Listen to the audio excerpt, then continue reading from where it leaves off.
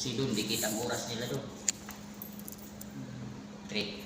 Mga alas 4. Tapos yung... What's up, guys? So, ayan. Oh, kita nyo yan. Time check.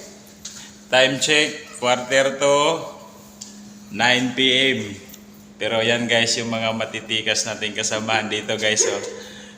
Yan, Manila pa yan uuwi. Kanina pa yung alas 8 pumasok, guys.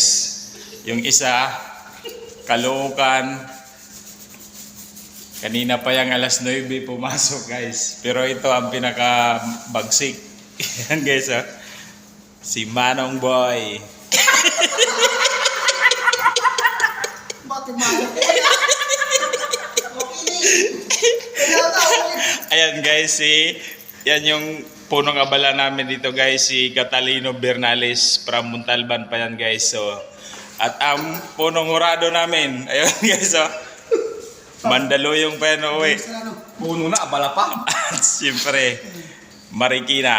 Yeah. So, yun. Salamat, mga kapatid.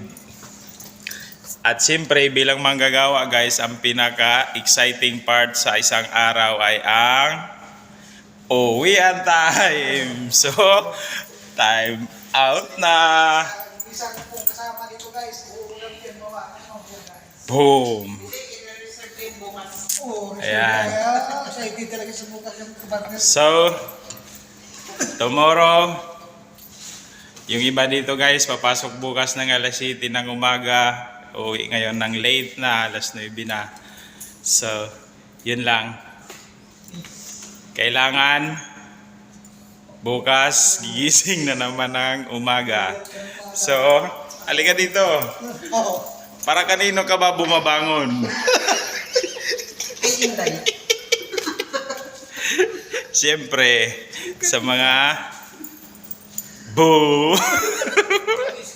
Sa Nescafe, hindi lang Nescafe bumabangon. Siyempre, sa pamilya. Kaya, bye guys. Kami uuwi na rin. Mahilig talaga sa white. Mahilig is white. Safe ride, mga kapatid. Maging ligtas sa aming pag-uwi. So, yun lang. Bye-bye. Peace out. Ano kayo?